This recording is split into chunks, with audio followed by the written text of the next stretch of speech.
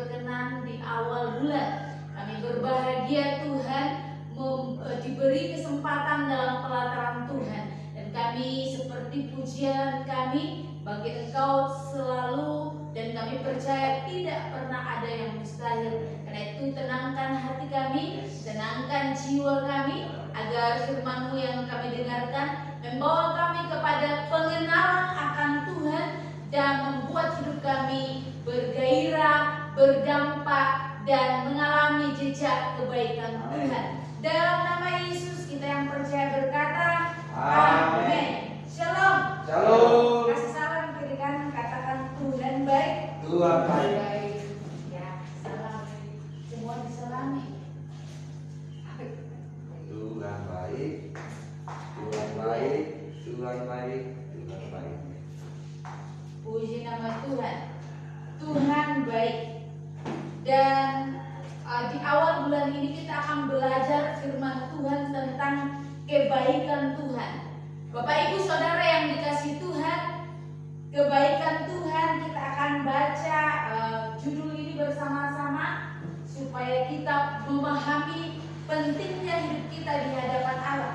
Kita baca sama-sama anugerah Tuhan yang memberi pengampunan. 2, 3. Anugerah Tuhan yang memberi pengampunan. Sekali lagi, anugerah Tuhan yang memberi pengampunan. Bapak Ibu Saudara yang dikasihi Tuhan, kalau kita berbicara pengampunan, ini hal yang sangat penting dalam hidup orang percaya. Saya mau kasih tahu survei hari-hari ini. Saya akan mulai dari Toraja. Sekitar ada krusial karena menuju 40% orang Toraja banyak yang masuk kategori stres. Kemudian ada sekitar 40% anak muda yang free sex. Kemudian terjadi kematian yang sepertinya wajar dan tidak wajar di situasi kita.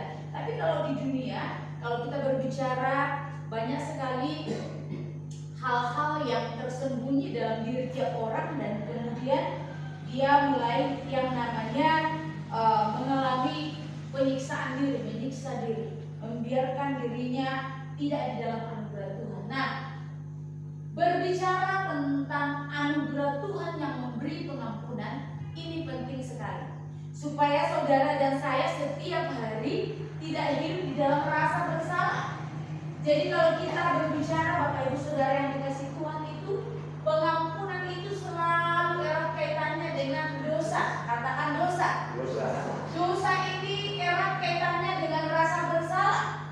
Banyak orang karena dia melakukan kesalahan tidak mau lagi beribadah, tidak mau lagi berdoa, jiwanya tidak nyaman. Dan ini adalah sesuatu yang Tuhan taruh di dalam diri tiap orang supaya mencari yang namanya Tuhan. Kita diberi kesempatan ada pada titik itu supaya kita bisa mencari yang lebih. Saudara dan saya mencari yang mampu mengontrol hidup kita. Dan Alkitab berkata itu adalah Kristus. Nah, jadi kalau kita melihat survei yang saya sampaikan tadi, ini tidak berbicara satu Bapak Ibu Saudara, tapi jutaan hidup orang setiap hari itu hidup di dalam rasa dihakimi, rasa bersalah. Ada orang yang hidup dengan masa lalu yang tidak baik. Ada orang yang hidup dengan cara menjalani kehidupan yang tidak benar, dan dia menemukan dirinya sejatinya saya ini tidak benar, sejatinya saya ini tidak sesuai dengan kehendak Tuhan, sejatinya langkah-langkah saya ini adalah langkah-langkah yang tidak memuliakan Tuhan, sejatinya hidup saya ini adalah hidup yang di luar dari kasih karunia Tuhan.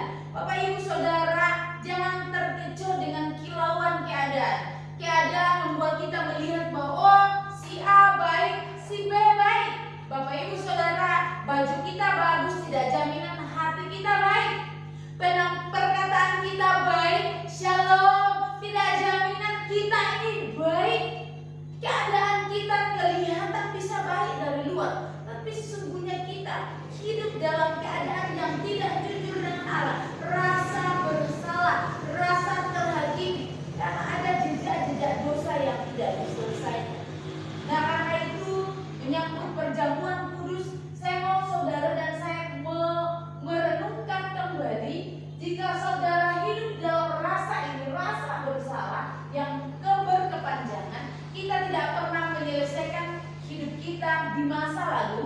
Jadi Bapak Ibu Saudara, hidup kita ini harus diperbaiki.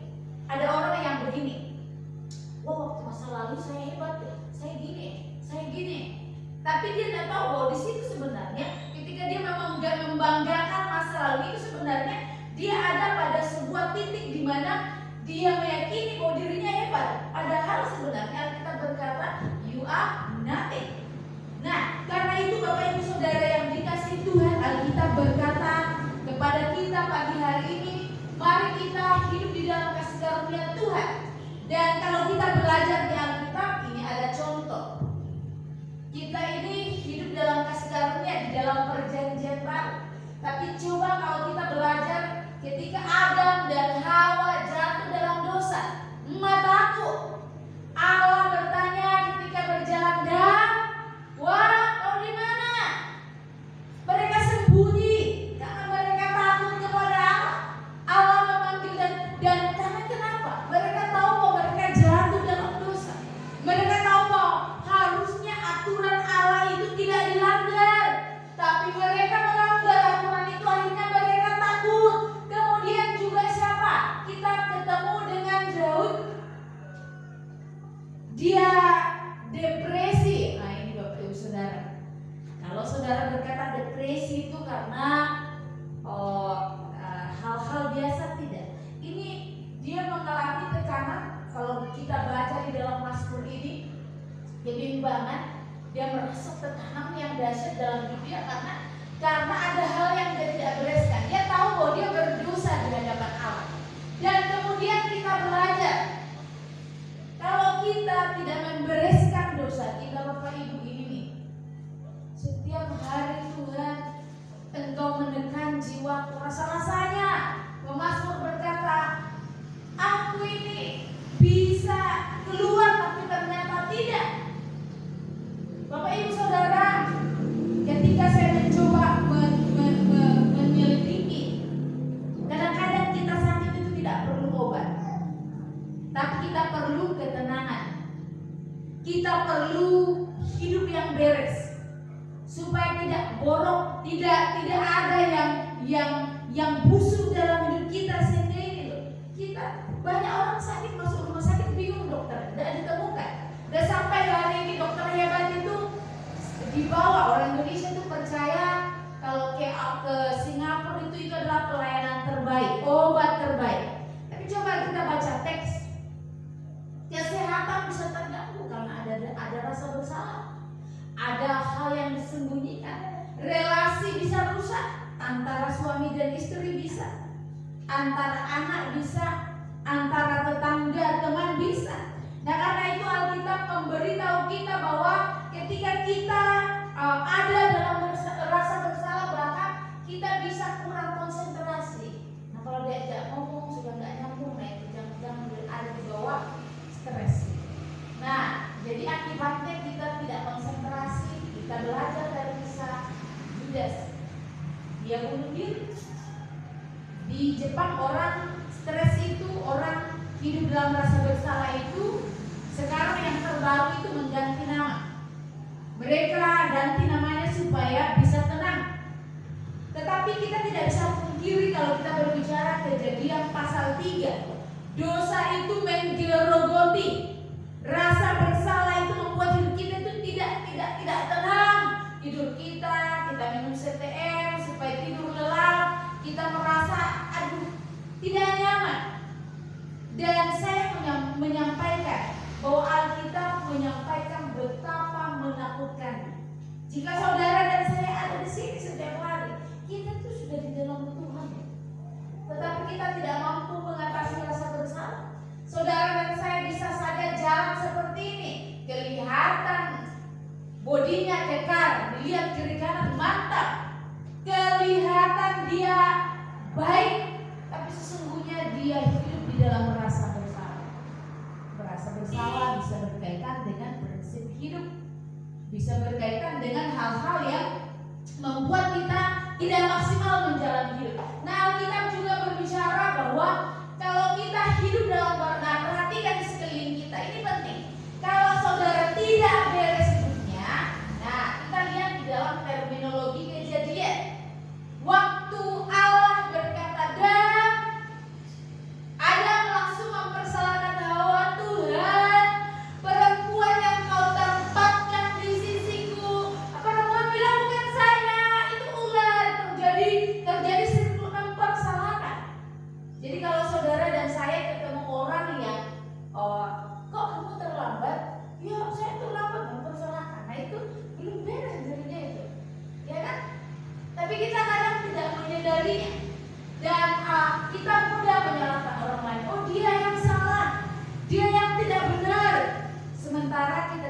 pernah mengoreksi diri kita seperti apa di hadapan Tuhan. Firman Tuhan ini dalam sekali menembus hati kita, dalam sekali menembus jiwa kita. Kenapa? Jika saudara hidup dalam rasa bersalah, ini salah saya, istri saya, suami saya, anak saya, bahkan kita merasa kita yang benar, kita akan kehilangan keindahan hidup itu dalam sejarah. Nah, karena itu Alkitab berbicara, Bapak Ibu Saudara yang dikasih Tuhan, di sekeliling kita banyak yang begini nih. Orang melarikan diri, orang makan berlebihan itu juga karena ada hal yang ingin ditutupi loh, ya. Jadi orang minum, ya menghirup tua kayak kan ya, lebih-lebih supaya terurai deritanya, ya. Orang menggunakan obat. Dan kalau kita perhatikan di sekeliling kita banyak yang begini, mungkin tidak sekeras ya ada pil, ya kan ya. Tetapi Alkitab berkata ada banyak hal tindakan yang dilakukan untuk memadamkan rasa bersalah. Ada orang pergi jalan-jalan supaya hilang rasa bersalahnya. Ada orang menebus dengan berbuat baik, memberi berlipat-lipat kali ganda, menebus rasa bersalah. Ada orang mencoba mengurai supaya dia bisa menebus rasa bersalah yang ada menggerogoti hidupnya. Di hidup yang kita jalani tentu ada titik di mana kita jatuh dalam titik terendah. Ada titik di mana kita ada dalam situasi yang kita tidak mampu, mungkin cara berpikir kita juga. Tetapi kalau saudara tidak pernah, dan saya bereskan, kita berkata kita akan masuk dalam situasi yang sulit. Nah, oleh karena itu kalau kita belajar budaya, Bapak Ibu Saudara yang dikasih Tuhan, kalau kita ke Cina ya, orang itu ini nih, membuat yang namanya apa, layang-layang. Ya, jadi supaya layak apa kegalauannya, kerasa itu dibawa sejauh-jauhnya, ya, dibawa setinggi-tingginya, supaya artinya pergi dan tidak kembali. Dan hal itu dilakukan supaya dia baik. Orang bahkan misalnya menebus rasa bersalah ke orang tua tidak diperlakukan baik. Ini dilakukan seperti ini. Bahkan di Jepang itu mereka membakar, ya kan ya, dibakar kemudian dibawa, ya, ditaruh, dia dihilangkan jejak. Nah, ini rasa bersalah, cara yang dilakukan untuk menghilangkan rasa bersalah. Dan kalau kita berbicara terus bagaimana kita di dalam kekristenan, jadi kita diberikan solusi. Bapak Ibu, kita pengen dimerdekakan dari cara berpikir. Ada amin? Amin. Kita pengen kita ini hidup tidak lagi cara berpikir dalam dunia. Benar kita bersalah, benar kita ada yang tidak benar, tapi ayo segera perbaiki. Ada amin? Ayo supaya hidup kita ini jangan karatan karena sesuatu yang kita tidak yang mengikuti hidup kita. Kita jadi terluka, kita jadi tidak nyaman, kita jadi tidak sejahtera. Ini membuat hidup kita ini mengalami yang namanya degradasi hidup, situasi yang sulit. Nah, karena itu kita diberi solusi yang luar biasa. Mari kita baca Efesus pasal 1 ayat 7, 2, 3. Sebab di dalam Dia dan oleh darahnya kita beroleh penebusan, yaitu pengampunan dosa menurut kekayaan kasih karunia-Nya atau anugerah Tuhan. Bapak Ibu Saudara, segera kalau kita saya tidak benar Tuhan, ini indah sekali loh. Ini setelah saya mempraktikkan firman Tuhan dalam hidup saya ini, saya tidak terlalu tertarik kalau ada orang melempar yang tidak baik dalam hidup saya. Saya tidak terlalu tertarik kalau ada hal-hal yang tidak tepat dalam hidup saya. Saya selalu meyakini bahwa jika saya menjalani hidup yang benar di hadapan Tuhan, yang beres di hadapan Tuhan, maka saya akan datang kepada Tuhan, selesaikan, dan saya diampuni. Ini dia pengampunan dosa. Saya mau kasih tahu rahasia surga. Bapak Ibu suatu saat melakukan rasa bersalah, mungkin saudara menipu atau mungkin saudara berkhianat dalam hal apa saja. Nah, ketika itu terjadi, kita tidak bereskan, atau kita sudah minta ampun sama Tuhan, yang pertama itu harus dibereskan. Contohnya, sederhana, Tuhan maafkan saya karena saya membohongi si A. Sederhana, kita bereskan. Maafkan saya karena saya menipu si B. Maafkan saya karena tadi saya bohong. Maafkan saya tadi karena saya nggak berkata benar. Selesaikan. Karena itu perintah Tuhan dalam 1 Yohanes. Tapi ada yang kedua, jika kita sudah tahu bahwa kalau kita diberi pengampunan di dalam Kristus, saudara sudah bereskan, tapi lihat si A, saudara ingat, si B, kita menipu si A suatu waktu dan kita ingat, itu Alkitab kata, dengarkan baik, kita berdosa. Halo? Saudara sudah bereskan, oh puang matua, kamasena puang, dan Tuhan memberikan belas kasihan mengampuni kita. Hari Minggu iblis bilang, oh kemarin kau tipu si B loh, tapi kita sudah bereskan. Atau kemarin kita tidak jujur di hadapan Allah, Allah bilang kamu tidak benar dan kamu sudah bereskan. Aku mengampunimu, hidup dalam rasa yang merdeka. Kita tidak lagi kita selesaikan dan harus diselesaikan. Tapi jika saudara tidak percaya, kita berkata saudara dan saya berdosa. Ini pengajarannya, seindah-indahnya doa kita, sedasar-dasarnya. Jika saudara tidak percaya dosa itu diampuni, kita berdosa. Nah ini dia. Seringkali kita tidak paham. Nah karena itu, bagaimana supaya anugerah itu bekerja? Kita baca 1 Yohanes 1 ayat 9, 2, 3. Jika kita mengaku dosa kita, maka Ia, Yesus adalah setia dan adil, sehingga Ia akan mengampuni segala dosa kita dan menyucikan kita dari segala kejahatan. Bisa hari nenek, ambe, indo, kakak, adik, bisa hari mengaku. Jadi saudara mengaku. Jadi kapan mengakunya? Bukan hari Minggu saja. Jadi kita hari Minggu mengaku, hari-hari yang kita jalani kita mengaku. Jadi kita mengaku bukan disimpan dalam hati. Saya pakai nasi biar tidak ada yang tahu. Tidak ada yang tahu. Makanya menurut saya ini kalau kita praktekkan kita sehat. Ada amin? Kita tidak ada beban. Orang boleh bilang apa, saudara nggak ada masalah dengan Tuhan. Karena saudara beres. Menurut saya ini adalah kebenaran yang luar biasa, yang menembus hati kita, yang menembus jiwa kita, sehingga kita hidup, kita memuji itu saudara, tidak memuji pendeta, memuji Tuhan. Saudara datang gila-gilaan dengan Tuhan. Saudara bersemangat karena yang saudara dan saya sembah adalah Allah yang memberi pengampunan. Dan karena saya ingin Tuhan, artinya mari kita bertarung, mari kita berjuang melayani Dia, memuji Dia. Alkitab berkata saudara dan saya akan diampuni dari segala dosa. Berapa banyak kita yang percaya?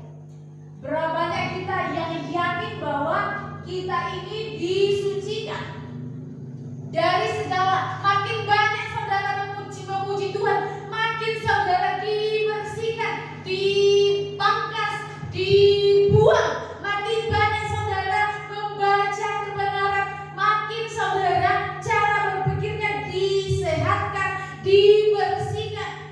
Dan ini menurut saya kita akan menjadi orang yang sehat. Jadi bukan sehat karena makan obat, sehat karena kita mengetahui firman Tuhan. Dalam bahasa Yunani menggunakan kata ini, homologeo. Bapak Ibu Saudara, di awal kita ibadah saya mengajak compassion, memperkatakan saya orang yang sudah dipulihkan, saya orang yang sudah diampuni dalam Kristus. Mari kita katakan sama-sama, 2, 3. Saya adalah orang yang sudah diampuni dalam Kristus. Sekali lagi, 2, 3. Saya adalah orang yang sudah diampuni dalam Kristus. Dan kita berkata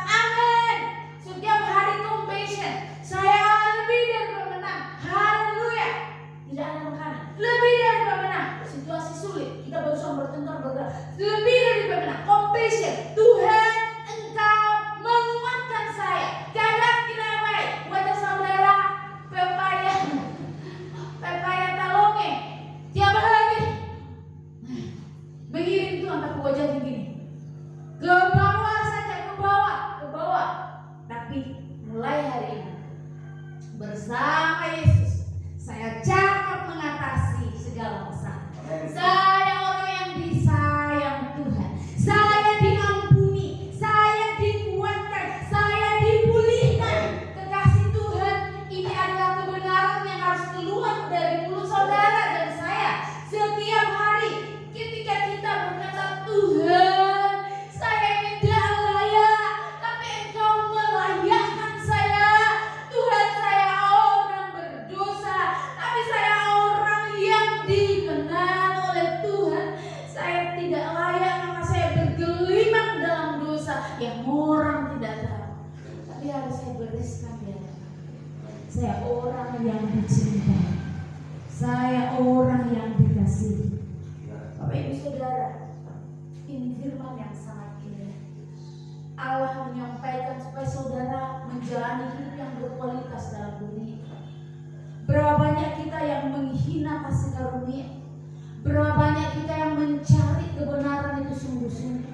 Berapa banyak di antara saudara dan saya yang benar-benar memperkatakan ini, menancapkan ini. Jangan menilai Tuhan dengan kesadaran kita yang dangkal. Jangan menilai Tuhan dengan cara berpikir kita yang rendah, bahwa Tuhan tidak mampu mengampuni. Kekasih Tuhan, kita berkata, kita percaya kepada kebenaran. Ada amin. Amin. Yesus itu Allah yang setia. Yes. Saudara dan saya sering tidak setia. Jadi tidak pernah ingkar. Dia adil, artinya tidak pernah pandang bulu. Siapa saja yang mau menghampiri Tuhan dan berkata, Tuhan, saya bersalah, saya minta ampun, saya tahu bahwa saya tidak benar. Alkitab berkata saudara dan saya akan dipulihkan. Kita akan diberi kelegaan. Alkitab berkata kita akan disucikan dari segala kejahatan. Kita akan dimerdekakan dari segala kejahatan. Oleh karena itu, pegang janji Tuhan. Ketika saudara dan saya keluar dari ruangan ini, pegang satu kata, bahwa Tuhan terima kasih, Engkau sudah menyucikan saya dari segala kejahatan. Mari kita deklarasikan Tuhan bersama-sama 2, 3. Tuhan, terima kasih, Engkau telah menyucikan saya dari segala kejahatan. Segala kemuliaan bagi nama Tuhan. Bapak Ibu Saudara yang dikasihi Tuhan, kita baca teks ini bersama-sama. Roma 8 ayat 1. Kita pulang dengan kepala yang terangkat. 2, 3. Demikianlah sekarang tidak ada penghukuman bagi mereka yang ada di dalam Kristus. Haleluya. Haleluya. Kita sudah tidak ada penghukuman lagi di dalam Kristus.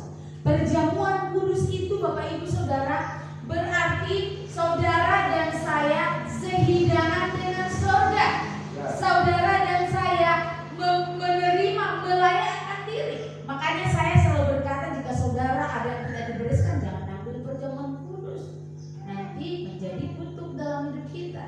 Nah, perjamuan kudus ini bukan perjamuan kudus yang main-main saja. Perjamuan kudus ini, pengampunan dosa ini artinya kita dilayakkan, kita ini adalah warga kerajaan sorga, kita ini adalah mempelai Kristus. Nah, karena itu kita akan menjadi bagian yang hidup dalam kemenangan, sehidangan dengan Bapa di surga. Ada amin? Mari kita bersama-sama menyiapkan diri. Mari Ibu Agnes mengiringi kita. Lagu ini telah melihat bukti kasih-Mu. Kita bereskan hal-hal yang harus kita selesaikan di hadapan Tuhan. Kita naikkan pujian ini sebagai doa kita di hadapan Tuhan. Terima kasih Tuhan. Mari ambil satu Yesus.